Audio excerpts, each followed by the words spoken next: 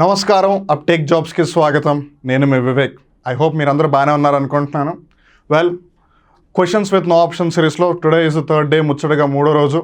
So let's hope that this keeps going and the number of questions keep increasing. We are still waiting for more number of people to come forward and say their opinion, but as of now, thank you for each and everyone who had supported this particular initiative. నేను పర్సనల్గా ఎప్పుడు believe చేసేది ఒకటే, మనం ఉన్నా లేకపోయినా, మనం try చేసినా చేయకపోయినా ప్రపంచం మారుతూనే ఉంటుంది. సో ప్రపంచం మారినప్పుడల్లా మనం కూడా మారుతూ ఉండాలి, లేదు కనీసం మనమే అప్పుడప్పుడు మార్పుని ట్రై చేస్తూ ఉండాలి. అప్పుడే అసలు మనం ఏం చేస్తున్నాము, మనం ఎక్కడ ఉన్నాము, మనం ఎలా ఉన్నాము అన్నీ కూడా మనకు ఒక ఐడియా వస్తుంది. దాన్ని బేస్ చేసుకుని మనం మన జర్నీని ముందుకు తీసుకెళ్ళచ్చు. అందుకే I always love to do experiments. So ఏదైతేనే దీనికి మీరు మంచి రెస్పాన్స్ ఇచ్చారు. Once again thank you so much for that. మీరు ఇలానే సపోర్ట్ చేస్తారని ఆశిస్తూ, గుర్తుంది కదా, మీరు తెలంగాణ రాష్ట్రంలో ఉన్నా, ఆంధ్రప్రదేశ్ రాష్ట్రంలో ఉన్నా, మీరు ఏ రాష్ట్రంలో ఉన్నా సరే, మీరు గ్రూప్ 1 ప్రిపేర్ అవుతున్నారా, గ్రూప్ 2 ప్రిపేర్ అవుతున్నారా, గ్రూప్ 4కి ప్రిపేర్ అవుతున్నారా, ఎస్ఐ పోలీస్ కానిస్టేబుల్ ప్రిపేర్ అవుతున్నారా, ఇలా ఏ ఎగ్జామ్ అయినా సరే, మీరు ఎక్కడికో దూర ప్రాంతాలు వెళ్ళిపోయి, ఎక్కడో పీజీ హాస్టల్లో ఉంటూ, ఎక్కడో రోజుకోసారి తింటూ, కష్టపడుతూ అలా చదువుకోవాల్సిన అవసరం లేదు. ప్రపంచం అంతా మీ ఫోన్లోకి వచ్చినప్పుడు కోచింగ్ మీ ఫోన్లోకి రాలేదో చెప్పండి. And that too high quality coaching మీ ఫోన్లోకి రాలేదా? అబ్సల్యూట్లీ వస్తుంది. And that's what Uptake Jobs brings. మీకు నమ్మకం కలగకపోయినట్లయితే ఒకసారి గూగుల్ ప్లే స్టోర్లోకి వెళ్ళండి. UPTTAKE స్పేస్ జాబ్స్ అని టైప్ చేయండి. యాప్ వస్తుంది. మీ మొబైల్ ఫోన్లో ఇన్స్టాల్ చేసుకోండి. ఒకసారి కోర్సెస్ని చూడండి. కోర్సెస్ అన్నీ చూసిన తర్వాత, అరే అవును వీళ్ళు చెప్పేది నిజమే, వీడియో క్వాలిటీ చాలా బాగుంది, నాకు క్లియర్గా అర్థమవుతోంది, ఎక్కడో ఫ్యాను తిరుగుతున్న సౌండు, ఎక్కడో లైట్ ఇట్లా అంటున్నది లేదు, అసలు ఆ పర్సన్ బోర్డు మీద ఏం రాస్తున్నాడో కూడా నాకు కనిపించట్లేదు, ఇలాంటి ప్రాబ్లమ్స్ మీకు ఏ విధంగా రావు. And that's my guarantee. అలానే వాళ్ళు చెప్పేది నాకు ఈజీగా అర్థమవుతోంది, మనం ఒక వీడియోని ఎన్నిసార్లైనా ముందుకి వెనక్కి తిప్పుకోవచ్చు. ఇలా ఇవన్నీ మీరు యాప్లో చెక్ చేసుకోవచ్చు. యాప్ చెక్ చేసిన తర్వాత, అవును వీళ్ళు ప్రొవైడ్ చేస్తున్న కోర్సు వల్ల నాకు నిజంగానే బెనిఫిట్ ఉంది అని మీకు అనిపిస్తే అప్పుడే కోర్సును పర్చేస్ చేయండి. ఒకవేళ వీడికి సంబంధించి మీకు ఎటువంటి డౌట్ ఉన్నా సరే, ఇర్రెస్పెక్ట్ అది చిన్నదా పెద్దదా, డబ్బున్నదా డబ్బు లేనిదా, డబ్బుతో కూడుకున్నదా అలాంటి ఏమీ లేకుండా హ్యాపీగా 9133449696 9133449696 ఈ నెంబర్ కాల్ చేయండి. అప్టేక్ జాబ్స్కి సంబంధించిన అన్ని డౌట్స్ని క్లారిఫై చేసుకోండి. ఒకవేళ మీకు ఆ విధంగా మాట్లాడడానికి టైం ప్రస్తుతం లేకపోయినట్టయితే ఈ వీడియో కింద ఒక గూగుల్ ఫామ్ లింక్ ఉంది. ఆ లింక్లోకి వెళ్ళి మీ డీటెయిల్స్ మీరు సబ్మిట్ చేస్తే అప్టేక్ జాబ్స్ యాప్ మీకు కాల్ చేస్తుంది. సో అప్పుడైనా సరే మీరు మీ డౌట్స్ని క్లారిఫై చేసుకోవచ్చు. Wishing everyone all the very best. Let's get in to current affairs questions with no option, episode number 3. First question, recently who is appointed as the CEO of UIDAI? ఇటీవల కాలంలో UIDAI అనే సంస్థ యొక్క ముఖ్య కార్యనిర్వాహాధికారి ఎవరు? Chief executive officer ఎవరు? ప్రతి కంపెనీకి కూడా లేదు ప్రతి ఆర్గనైజేషన్ కూడా ఒక CEO ఆఫీసర్ ఉంటారనమాట. చాలామంది చైర్మన్ పెద్దవాళ్ళ, CEO పెద్దవాళ్ళ అని అంటూ ఉంటారు. కంపెనీని స్థాపించి సీఈఓగా ఉండి తర్వాత చైర్మన్ అయిన వాళ్ళు ఉన్నారు. ఉదాహరణకి బిల్ గేట్స్ మైక్రోసాఫ్ట్ కంపెనీని స్థాపించారు, తర్వాత మైక్రోసాఫ్ట్ కంపెనీకి సీఈఓ కూడా అయ్యారు, తర్వాత మైక్రోసాఫ్ట్ కంపెనీకి చైర్మన్గా కూడా ఉన్నారు. అలా ప్రతి కంపెనీకి చైర్మన్ ఉన్న వాళ్ళే సీఈఓ ఉండాలని రూల్ ఏం లేదు, సీఈఓ ఉన్న వాళ్ళే చైర్మన్ ఉండాలని కూడా రూల్ లేదు. కొన్నిసార్లు చైర్మన్ వేరే వాళ్ళు ఉండి సీఈఓ వేరే వాళ్ళని కూడా పెట్టచ్చు. సింపుల్గా చెప్పాలి అంటే సీఈఓ అంటే ఆ కంపెనీకి సంబంధించిన మేజర్ డిసిజన్స్ లేదు అన్ని డిసిజన్స్ తీసుకునే పర్సన్. ఏవైనా సరే ఓకే అంటేనే ముందుకు వెళ్ళే పర్సన్ ఎవరైతే ఉంటారో ఆ పర్సన్ సీఈఓ అంటారు. అలా UIDAI సంస్థకి రీసెంట్గా అపాయింట్ అయిన సీఈఓ ఎవరు? ముందు మనకి UIDAI అంటే ఏంటో తెలియాలి కదా. అది 28th January 2009 ఏం జరిగింది ఆ రోజు? UIDAI యొక్క స్థాపన జరిగింది. ఇంతకీ UIDAI అంటే ఏంటి అని అనుకుంటున్నారా? Unique identification authority of India. అదేనండి మన ఆధార్ కార్డుకి సంబంధించిన సంస్థ. సో ఈ కంపెనీకి కొత్తగా అపాయింట్ అయిన పర్సన్ అమిత్ అగర్వాల్. ఈయన ఛత్తీస్గఢ్ క్యాడర్కి సంబంధించిన ఒక IAS ఆఫీసర్ అనమాట, అమిత్ అగర్వాల్ గారు. ఈయన ప్రస్తుతం UIDAIకి సంబంధించిన CEO. ఇక్కడ మీరు జాగ్రత్తగా గమనించాల్సింది ఏంటంటే ఈ UIDAIని లేదు who is the father of UIDAI అని పిలుస్తూ ఉంటారు. UIDAI యొక్క పితామహులు ఎవరు అని. There is no one such person, but one person is considered in that way, who is none other than Nandan Nilekani. ఈయన ఇన్ఫోసిస్ సంస్థ యొక్క కో-ఫౌండర్ కూడా. అదే 2009వ సంవత్సరంలో జూన్ నెలలో ఆయనకి బాధ్యతలు అప్పచెప్పారనమాట. Next question, which country has emerged as the global leader in digital payments for the year 2022? జాగ్రత్తగా గమనించాలి. 2022వ సంవత్సరానికి గాను ఏవైతే డిజిటల్ పేమెంట్ సెక్టర్ ఉందో వాటిలో ఎక్కువ ట్రాన్సాక్షన్స్ జరిపిన వాల్యూ పరంగా అలానే వాల్యూమ్ పరంగా ఏ దేశం మొదటి ర్యాంక్లో ఉంది అన్నది ప్రశ్న. మనం గర్వించదగ్గ విషయం ఏంటంటే ఇండియా స్టాండ్స్ ఎట్ నంబర్ 1. మీరు విన్నది నిజమే. మొత్తం గ్లోబల్గా అంటే ప్రపంచవ్యాప్తంగా ఏవైతే డిజిటల్ పేమెంట్ ట్రాన్సాక్షన్స్ జరుగుతున్నాయో అందులో 46% ఒక్క ఇండియా నుంచే వస్తుంది. That clearly tells how technology is being used by the people. Well of course దానికి ఇంకో మేజర్ రీజన్ పాపులేషన్ ఎక్కువ ఉండడం వల్ల ఆబ్వియస్లీ ఎక్కువ మంది యూజ్ చేస్తారు. బట్ అగైన్ ఇక్కడ ఇంట్రెస్టింగ్ ఫినామినా ఏంటంటే ఆ లెక్కను చూసుకుంటే రీసెంట్గా వరకు కూడా ఇండియా కన్నా చైనా పాపులేషన్ ఎక్కువ. మరి ఆ లెక్కన వాళ్ళు కూడా యూజ్ చేసి ఉండొచ్చు కదా. ఇన్ఫ్యాక్ట్ టాప్ 5 కంట్రీస్ మనం అబ్జర్వ్ చేస్తే ఈ గ్లోబల్ డిజిటల్ పేమెంట్స్ ఎవరైతే ఎక్కువగా ఉపయోగిస్తున్నారో ఫస్ట్ ప్లేస్లో ఇండియా ఉంది, సెకండ్ ప్లేస్లో బ్రెజిల్ ఉంది, థర్డ్ ప్లేస్లో చైనా ఉంది, ఫోర్త్ ప్లేస్లో థాయిలాండ్ ఉంది, ఫిఫ్త్ ప్లేస్లో సౌత్ కొరియా ఉంది. మామూలుగా టెక్నాలజీ అనగానే కొన్నిసార్లు యూఎస్ఏ ముందు ఉంటుందని అందరూ అనుకుంటారు. బట్ ఇక్కడ మీరు గమనించినట్టయితే డిజిటల్ పేమెంట్స్ టాప్ 5లో అసలు యూఎస్ఏ లేదు. And considering this particular year that's quite fascinating. So ఏదైతేనే వరల్డ్ గ్లోబల్ డిజిటల్ పేమెంట్స్లో 46% ఇండియా నుంచి వస్తుంది విత్ అరౌండ్ 89.5 మిలియన్ ట్రాన్సాక్షన్స్. ఇక్కడ మీరు జాగ్రత్తగా గమనించాల్సింది ఏంటంటే డబ్బులు పంపించడం కాదు, ట్రాన్సాక్షన్స్ అంటే ఎన్నిసార్లు మనీ ఒకళ్ళ నుంచి ఇంకొకరికి వెళ్ళింది అని. 89.5 లేదు, మీరు అప్రాక్సిమేట్గా చూస్తున్నా 90 మిలియన్ అనమాట. 1 మిలియన్ అంటేనే 10 లక్షలు, ఆ లెక్కన 9 మిలియన్ అంటే 90 lakhs. మరి 90 మిలియన్ అప్రాక్సిమేట్గా అంటే 9 crores అన్ని ట్రాన్సాక్షన్స్ జరిగాయి.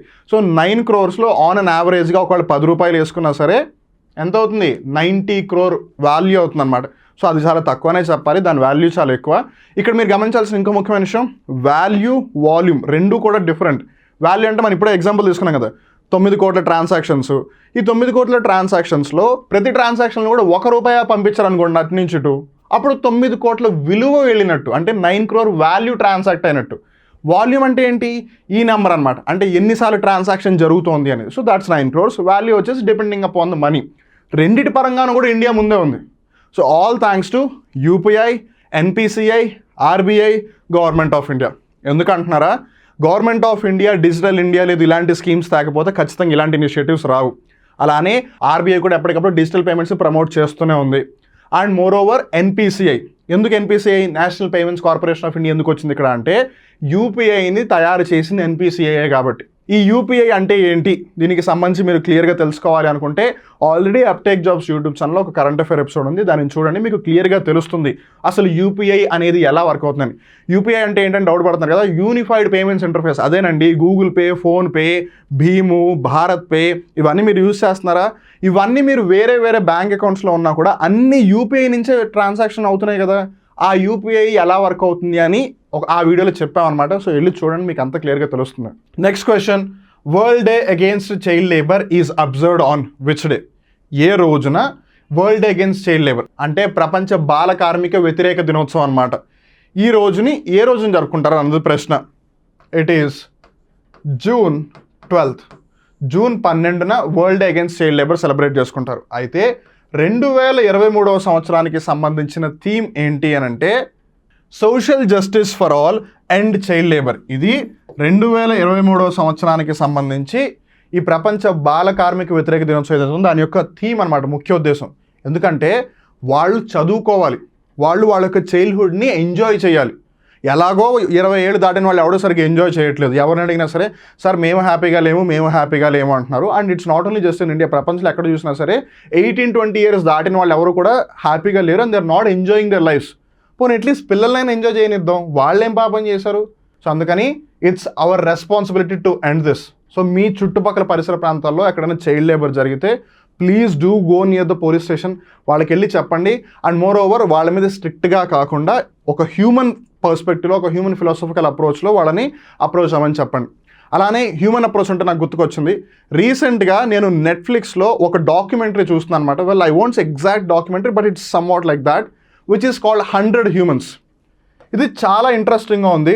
ఎందుకంటే మనుషులు ఒక్కొక్క ఈవెంట్కి ఎలా రెస్పాండ్ అవుతారు, లేదు వాళ్ళు ఎలా బిహేవ్ చేస్తారు అనే దానికి చాలా బెటర్గా ఎక్స్ప్లెయిన్ చేస్తూ ఉన్నారు. అండ్ 100 హ్యూమన్ బీయింగ్స్ని తీసుకుని వాళ్ళ మీద ఎక్స్పెరిమెంట్ చేస్తున్నారు అనమాట.